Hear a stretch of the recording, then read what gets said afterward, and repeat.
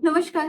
मेरा नाम मिसेस संध्या Gulia, counselling psychologist. आप भी बहुत बार कंफ्यूज हो जाते हैं। आपको भी लगता है कि ये जो बहुत इंटेंस इमोशंस हैं, जैसे गुस्सा है, डर है, गिल्ट है, एंजाइटी है, वो आपके ऊपर इतनी हावी हो जाती है, वो ही आपके दिमाग में चलती रहती है और आप उनसे निकल ही नहीं पाते, आप कोई काम नहीं कर पाते और सारे टाइम वो ही चलती रहती है। तो अगर ऐसा है तो आज के वीडियो में मैं शेयर कैसे आप उनसे लड़ना छोड़ सकते हैं और अपनी लाइफ को पीसफुल बना सकते हैं। मेरे साथ भी पहले यही होता था। अगर मेरे अंदर कोई इमोशन चलती थी, जैसे कि डर चल रहा है या एंजाइटी चल रही है, तो मुझे लगता था भाई किसी भी तरह ये चली जाए, ये चली जाएगी तो मेरी जिंदगी बिल्कुल ठीक हो जाएगी। और उसको अवॉइड करने के लिए मैं बहुत सारे कोपिंग मैकेनिज्म यूज करती थी, जो कि शॉर्ट टर्म के लिए बहुत अच्छे, लेकिन लॉन्ग टर्म में फिर से वही चीजें मेरी शुरू हो जाती। लेकिन धीरे धीरे मैंने सीखा, समझा कि जितना हम अपनी इमोशंस को, अपनी फीलिंग्स को दबाते हैं, उतनी ही वो बढ़ती जाती है। ये ऐसे ही है जैसे कि अगर मैं आपसे कहूं कि आप पिंक हाथी के बारे में मत सोचिए, या कोई भी ऐसी चीज मैं बोलती हूँ उसके बारे में मत सोचिए, सबसे पहले आपके दिमाग में क्या आएगा? पिक्चर आएगी उस पिंक हाथी की। मतलब जिस चीज को मैं रोकती हूँ, मना करती हूँ, रेजिस्ट करती हूँ, मेरे दिमाग में सारे टाइम वो ही चलता रहता है। तो इसलिए समझना जरूरी है कि इमोशंस हमारे लिए जरूरी हैं। ये हमारा पर्पस सर्व करते हैं, क्योंकि जब हम ये सोचते हैं ना, तो इन इमोशन से हम डरना बंद कर देते हैं। मुझे क्या लगता है कि अगर ऐसा हुआ, अगर वैसा हुआ, अगर मैं कहीं गई तो मेरे अंदर ये इमोशन शुरू हो जाएंगे, तो फिर मैं क्या करूं? इसलिए हमेशा समझिए कि इमोशंस जो है वेव की तरह है, आएंगी लेकिन फिर चली जाएंगी। इसलिए जो वो बीच का टाइम होता है उसमें हमें स्किल सीखने पड़ते हैं कि कैसे मैं अपने को अपने कंट्रोल में रख सकती हूँ और पीसफुल रख सकती हूँ। तो करें क्या? कुछ सिंपल स्टेप्स हैं जो आप फॉलो करके आप अपने को अपने कंट्रोल में लेकर आ सकते हैं। तो इसका सबसे पहला जो स्टेप है ना, कोई भी आपके अंदर इमोशन चल रही है उसको नाम दे दीजिए। बहुत बार मैं तंग होती रहती हूँ, दुखी होती रहती हूँ, इरिटेट होती हूँ, बहुत कुछ होता है, लेकिन मुझे पता नहीं होता कि एग्जैक्ट इमोशन मेरे अंदर क्या चल रही है।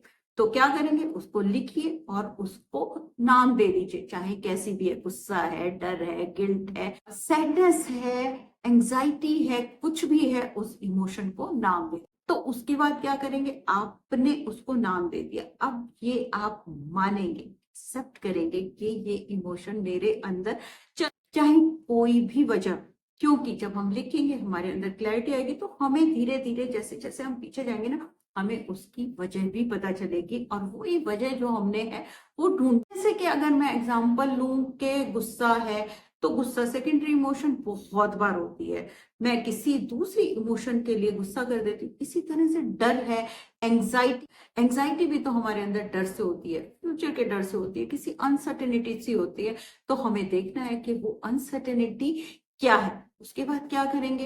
एक लिस्ट बनाएंगे कि क्या मेरे कंट्रोल में है और क्या मेरे कंट्रोल में नहीं है। क्योंकि बहुत बार गुस्सा हुआ, डर हुआ या फिर एंजाइटी हुई, क्यों होती है? बहुत सारी जो चीजें मैं कर नहीं पाती, मेरे कंट्रोल में नहीं होती, उनको मैं पकड़ने की कोशिश करती हूँ, कंट्रोल करने की कोशिश करती हूँ, तब होती। तो देखिए कि क्या आपके कंट्रोल में है, क्या आपके कंट्रोल में नहीं है। जो कंट्रोल में है उसको कर लीजिए, और जो कंट्रोल में नहीं है उनको लेट गो कर दीजिए और जाने दीजिए।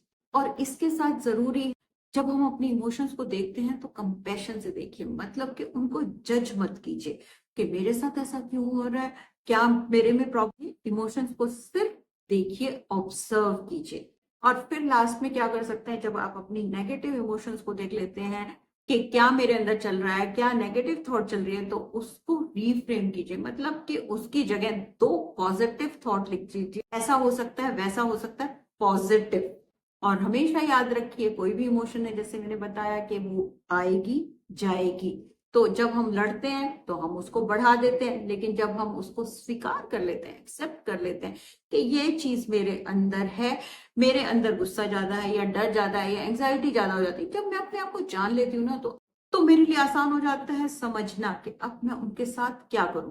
प्रॉब्लम कब आती है? जब मैं उनको जानती नहीं और अपने आप से लड़ती रहती हूँ कि मेरे अंदर ऐसा क्यों है, मैं इतना डरती क्यों हूँ, मेरे अंदर गुस्सा, मेरे अंदर घबराहट क्यों है। मान लीजिए ना कि ये मेरे अंदर है, अब मैं क्या करूं। और इनसे निकलने का सबसे अच्छा तरीका, जैसे मैंने स्टेप वाइज बताया, इनको स्वीकार करना, इनको फील करना और इनको जाने दें। और इसके साथ, और इसके लिए आप क्या कर सकते हैं, माइंडफुलनेस प्रैक्टिस कर सकते हैं, मेडिटेशन प्रैक्टिस कर सकते हैं, डीप ब्रीदिंग कर सकते हैं, और जरूरी जर्नलिंग कर सकते हैं, क्योंकि जितना हम लिखते हैं उतनी हमारे अंदर क्लैरिटी आती है। मैंने कोशिश की आसान शब्दों में बताने की, कैसे आप अपने इमोशन को जानकर उनके साथ रहना सीख सकते हैं और उनको कंट्रोल कर सकते हैं।